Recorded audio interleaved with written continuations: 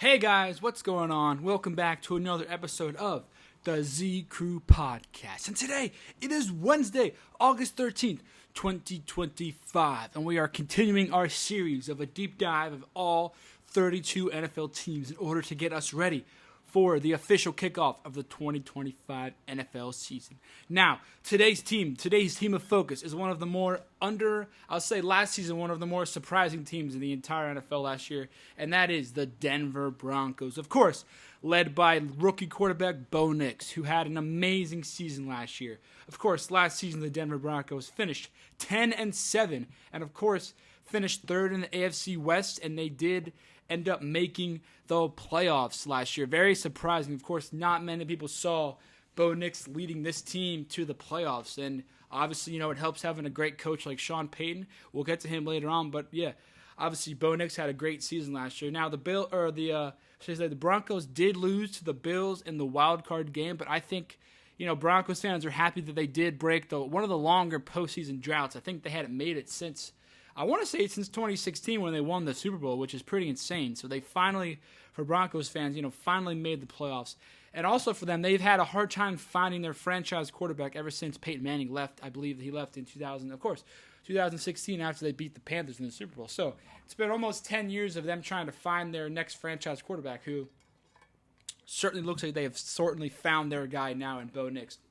Of course, last season, Bo Nix had one of the best rookie quarterback seasons in recent history. Of course, he got Jayden Daniels last year also, but Bo Nix had 29 touchdowns last year, which is pretty good, and of course, led this underrated and pretty much, not as talented as some other teams to the playoffs, which is very impressive. And again, in his rookie season, of course, they did have one of the best defenses in the entire NFL last season. Of course, Sean Payton is always known to build his strong defense, and of course, no different last year. Had a very good defense for Sean Payton and the boys. And the last thing I will say about Sean Payton is I think Bo Nix is the exact quarterback Bo Nix is the exact quarterback that Sean Payton is looking for. Obviously, Bo Nix reminds me of a bit of a more mobile Drew Brees. Definitely see the similarities there. And of course, we all know Sean Payton and Drew Brees had some success down there in New Orleans together. Of course, winning one Super Bowl and should have been to at least two Super Bowls. Of course, we all know the no call in the game. We don't have to talk about that. But anyway, so now talking about the 2025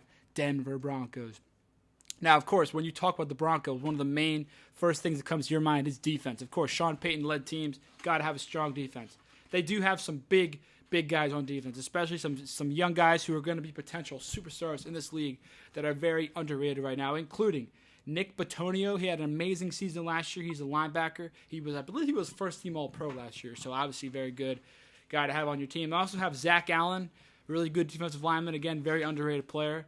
And they also have one of the best corners in the entire NFL, Mr. Shutdown Island, the modern-day Revis Island, Pat Surtain. Absolutely amazing in the secondary.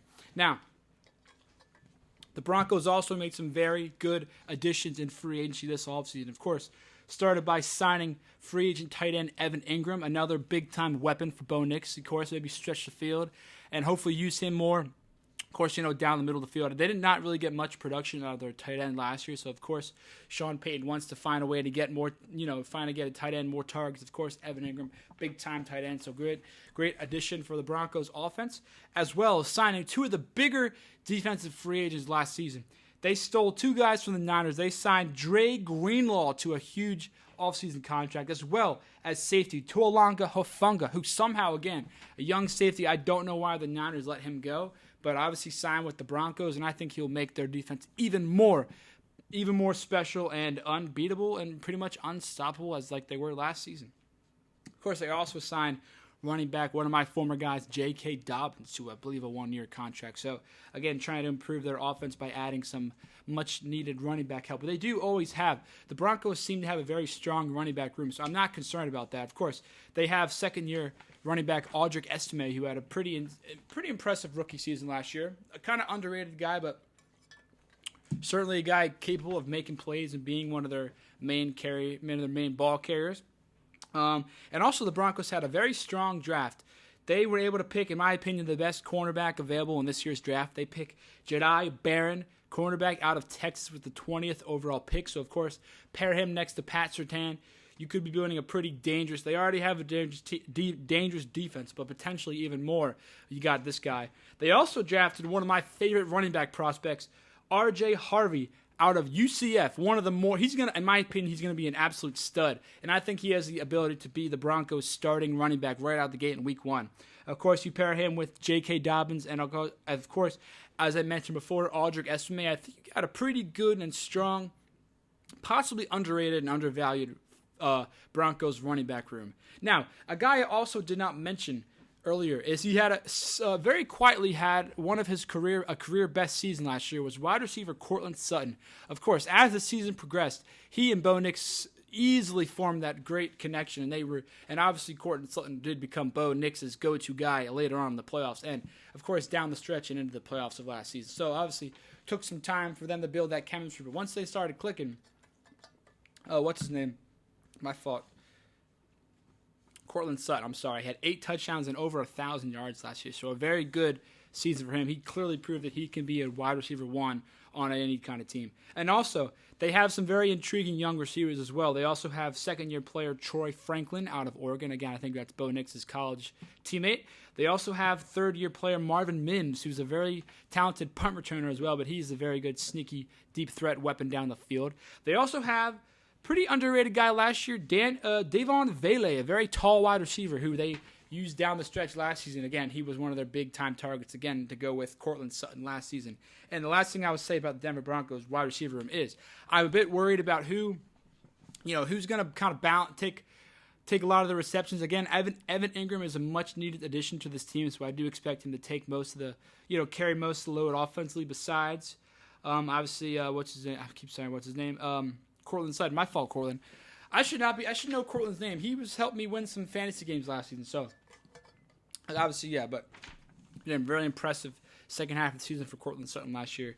Now, in terms of the Denver Broncos record prediction, they had a very surprising year last year, of course, winning 10 games, but I have them winning even more games this season. In fact, I have them going 12-5. Yes, 12-5, finishing just 2 games behind the Chiefs for that second place spot in the AFC West. And of course, I have them making the playoffs as one of their top wild card teams. Of course, I'm expecting big things in year 2. Bo Nix, a full offseason under Sean Payton. Again, get that time to build more chemistry with their young guys. And I think he's been in the offseason in that lab, working with his receivers. I really expect to see big things out of Bo Nix in year 2. And of course, this entire Broncos defense, one of the more underrated and should be one of the more hyped up defenses in the entire NFL. Again, I'd keep your eye on these Denver Broncos. So, of course, guys, and again, I do see them kind of starting out the season very strong. They have a relatively weak schedule to start. Looks like week 1 they will be playing home against the Tennessee Titans. Of course, most likely Cam Ward's first start. So, expect the Broncos defense to be kind of give him some fits. Obviously, very tough for a rookie to go against this defense the week 1. Also open up week 2 will be at the Colts. So, again, a very interesting team. But, again, with this defense, I expect this defense to win them a lot of games. Even if the offense isn't as productive as it can be, I expect the defense to carry this team a lot down through the season. Now, guys, of course, before we end today's video, I want to give a quick shout-out to the O's. Last night, Dean Kramer, we saw him pitch his best career game as an Oriole. Again, 8 shutout innings. Of course, the O's could not score a single run, which is very tough. But, of course, it's been that kind of year for the O's. Now, tonight, we got Game 2 against the Seattle Mariners. 6:35, his first pitch at Camden Yards. We got our now looks like an ace, Trevor Rogers, going up against Logan Gilbert for the Mariners. So, that's going to do it for today's video, guys. Thanks for watching. Of course, this has been an episode of the Zcrew Podcast. And tomorrow, we'll be talking about the Detroit Lions. So, again, please, guys, like, subscribe, follow for more. And this has been an episode of the Zcrew Podcast. Thank you, guys. Go Ravens.